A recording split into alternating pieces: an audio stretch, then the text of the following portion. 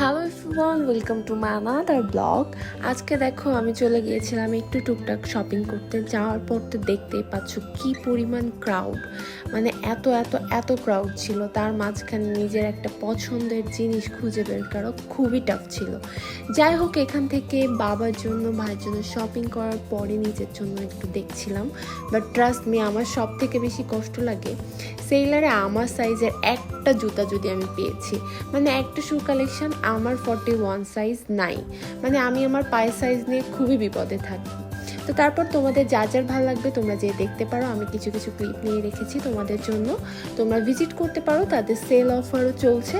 তো এরপরে গেলাম একটু খাওয়া দাওয়া করতে, সেলফ টেবিলে খাওয়া দাওয়া করলাম, আড্ডা দিলাম, ঘোরাঘুরি করলাম, মানে সব কিছু মিক্সড ছিল আজকে আমার ডে। এরপরে দেখো একটা সুন্দর মজার খাবার খেয়েছি। এটা আমি নাম জানি না, বাট এটা অনেক অনেক অনেক টেস্টি ছিল। Maybe Nutrela something what ever.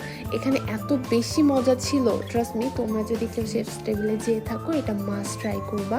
আমি বলবো যে এটা অদ্ভুত ছিল।